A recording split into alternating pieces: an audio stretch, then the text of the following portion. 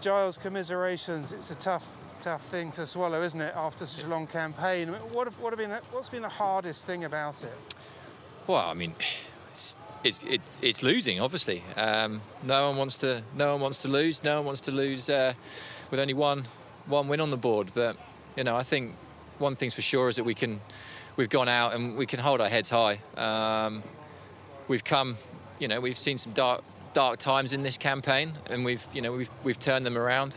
I think from where we were before Christmas and what we've done with the boat as an organisation as a whole has been amazing. Design, shore, sailing, the whole team has really come together and put us back in the fight. So for sure I think I'll look back on that very fondly and certainly, obviously think of what could have been, but it wasn't to be. It's been a bit of a roller coaster ride, hasn't it? How difficult has that been to cope with?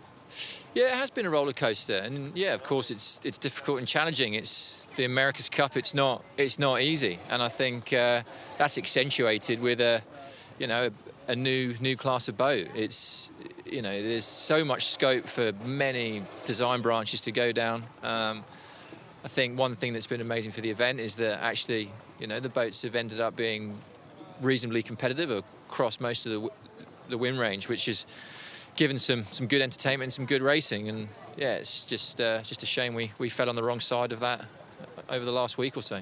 And biggest moment for you, if you could pull one out from the campaign so far? Sunday of the ACWS was that was our turning point.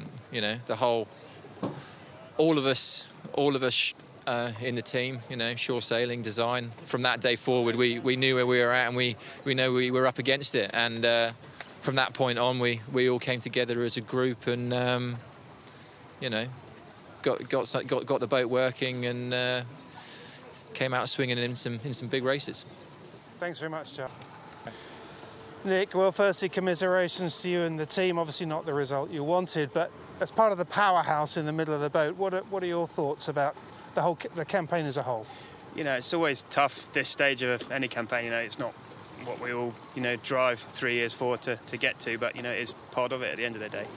And we've done a lot, and as the guys just alluded to with Ben and Giles, that 6 months ago we were in a big hole, and I think as the whole team has properly pulled together and pulled ourselves out of what was looking like a dire situation, even 2 months ago. So you've got to be proud of the guys for where we are, and I'm super proud of the guys on the boat for what we did on the sailing side of it. What's been the most exciting part of it for you? I think seeing the development of these boats from where we were probably a year ago, and it was just like, wow, how are we going to get close to match racing these boats at the end and taking off in 9 knots and that sort of department. And where we are now is we're back to old school, if you like, monohull match racing pre-starts, and the excitement of that is plain for everyone to see. It's back to what we all love as when we were younger for the America's Cup. That's been a surprise for a lot of us who've been watching it and following it. I just wonder how much of a surprise it was for you guys in the heart of it. Were you surprised at just how quickly it turned into what you say, traditional match racing? I think as from where we were on the reaching starts, where you're sort of trying to set yourself up for the best angle, whether it be the top or the bottom of the line. You're just looking ultimately for the best angle to Mark 1, whereas now you're back to making sure that you put yourself ideally in front of the other boat. And if you look back at America's Cup races over history, it's pretty much the first boat that gets that first cross is more likely going to win the race. So it's put a lot more emphasis on the pre-start and the first tack away from the boundary. You were in Bermuda in the last campaign, and you come away from this one. Do you feel more fired up after this one? I think if you ask all the guys about America's Cups and how many they've done and where they go, when you're in it, you're just striving every day to be better at what you can be better at. And then as soon as you finish, it's just like, right, when do we start again? And it's a hard thing to kind of explain to people why you just keep going and going and going. But we do it to win. We don't really do it to come here. So you don't win, you just keep going. Has the boat excited you more than what you've sailed on before, though? Do you think? I was thinking along those lines. Oh yeah, the boats, they're incredibly exciting.